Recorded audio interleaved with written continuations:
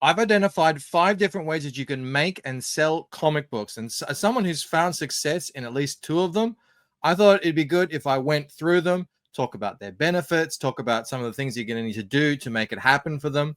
And let's just jump right in. The first one is probably the most obvious one, which I think everyone is aware of now, is crowdfunding. I'm talking about on sites like Kickstarter. I'm talking about Indiegogo. My personal favorite now is Fundmycomic, which is a newer site.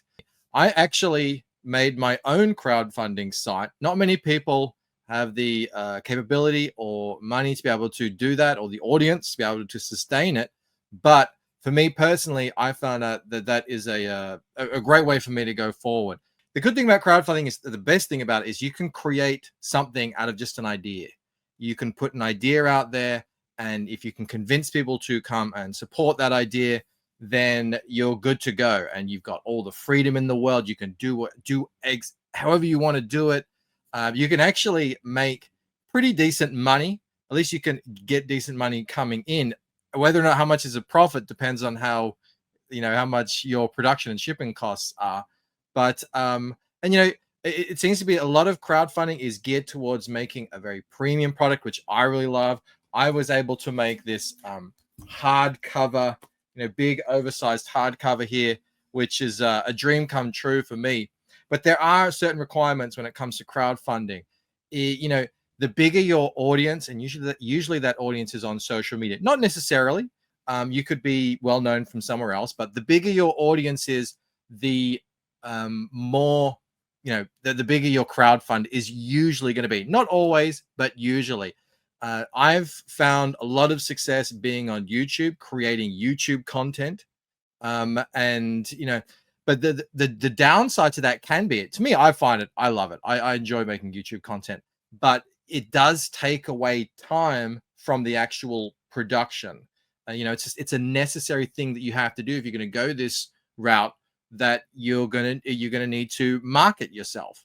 And generally what's associated with crowdfunding is you're going to have longer wait times to get the book in the hands, essentially. The next one, it's sort of a new one they're calling crowdselling, which is kind of like, it takes a lot of the elements that work in crowdfunding, but it blends it with more of a pre-order kind of method.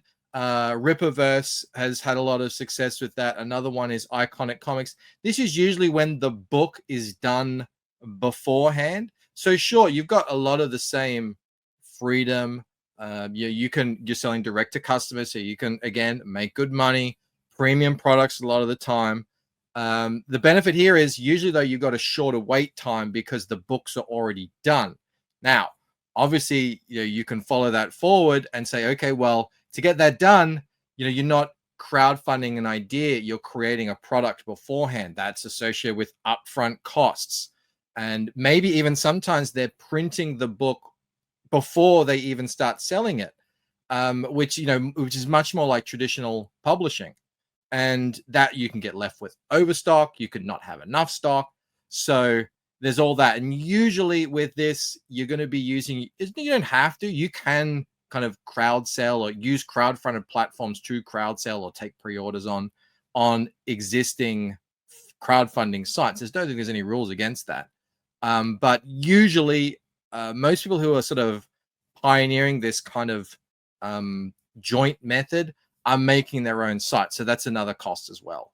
And then, and all that time and money that you are investing in building something before you've kind of gauged interest in it, that's sort of the gamble of that. So this one, it works great if you can do it. If you've got that audience and you've got that history, people are interested in what you make, great. Not really for everyone, I don't think.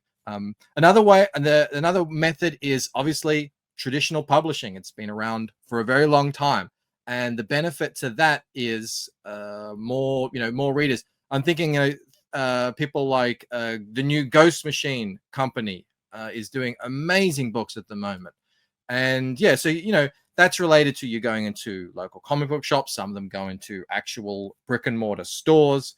And the benefit of that is you're going to probably find a whole lot more readers doing that way. Whereas in crowdfunding, 500 to 1,000 books is really good. If you can get a couple of thousand, you are doing amazingly in crowdfunding. Whereas in more traditional publishing, we're talking for indies, we're talking potentially, in the tens of thousands. So yeah, you're going to get more readers. And if you are a creator and you would want to do traditional publishing and go through a publisher, then you don't have to worry about all this stuff that you don't have to do all the logistics kind of stuff and the distribution and everything. So that's good. But obviously the downside to that is, well, you got to get a publisher to agree to publish your stuff. That means you got to pitch, you got to show that you can do it. You might have less control over what the actual final product is. They might have their own editors. You're also going to be making less money per book, because these books usually tend to sell for a lot less as well. And there's lots of middlemen to pay. So I know of people who have sold tens of thousands of books through traditional publishing and made less than they did on their own crowd funds where they sell 1,000. So you got to think about that as well. And this is Ghost Machine here. There's another one here, Alterna Comics, which I'm good friends with the guy who runs that, Pete Samedi. These are all options out there. And there's 1,000 different comic book publishers out there, big and small, that you might consider, or you might consider even starting your own and go down that path. Now, the other one that I did was digital, sort of what's commonly known as the Webtoon kind of method. And again, you get the same freedom to do whatever you want, as long as they aren't paying you, because then they do actually kind of tighten the screws a bit there. But the benefits of this one is, like, you can find huge audiences over here. On my little webcomic that I had back in, 2015, 2016, I had 25,000 subscribers and readers. Crazy. I didn't get anywhere near that number now. Another benefit is that they're all really reader focused. They're all really, really interested in your story and your characters and what you're doing and everything. The problem with this is it can be very difficult to monetize. Not saying you can't, but you can. But it can be difficult, and it can also be difficult to keep up with the schedules. That was really a lot of my problem, is keeping up with the schedules that is required for regular updates all the time. It can be very grueling work, and especially if you're not actually really making any or much money at all from it. A lot of people, they go to Patreon and stuff like that to subsidize it and everything.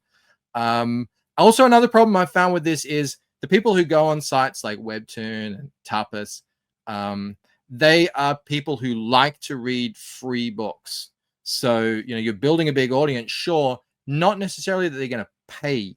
If you want to jump from digital to crowdfund or pre-selling or whatever, or traditional publishing, you might not pull that crowd over. You might, but what is good about it is you can show a publisher, look, there's an audience for this story, and then you can monetize it. So there's a lot of, you can jump around from all of them, as long as you have a good product and you're willing to put in the work and all that sort of stuff. But this is just different methods. The last method, I forgot about a new one, Global Comics. This is my new favorite place to go now. I've been reading tons of books over here, big and small, all the way up to DC, and all the way down to your independent, small press, indie, creator-owned guy just making a web comic. So this is a great, fantastic site. It's like Netflix, where you pay a subscription and you get to read everything. So I'm loving it. But you can upload your comics right to here and try and find your audience here on Global. The last one, and the one I know the least about, is conventions. I've done one convention in my whole time making comics, and it was more just for a bit of fun. Now, comics, obviously, conventions took a bit of a dip during COVID, but they're coming back in a big way.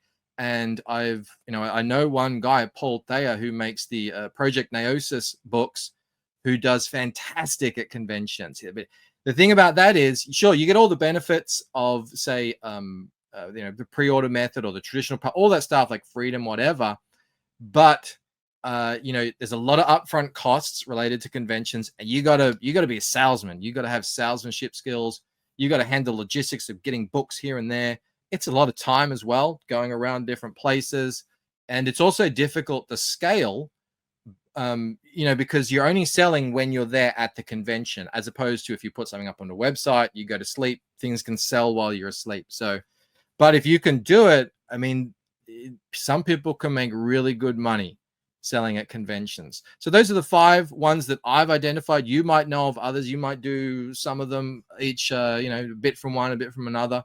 I'm going to look into trying to go into the sort of more pre-order method so that I can get things out sooner. I'll see how that goes. I'm also looking to go back into a bit more digital, see if I can sort of find some readers that way. And I'm just trying a bit of everything. But let me know what you think works best for you. And if you know of any other methods out there that I just forgot about. So let me know in the comments, and I'll see you on the next one. Bye.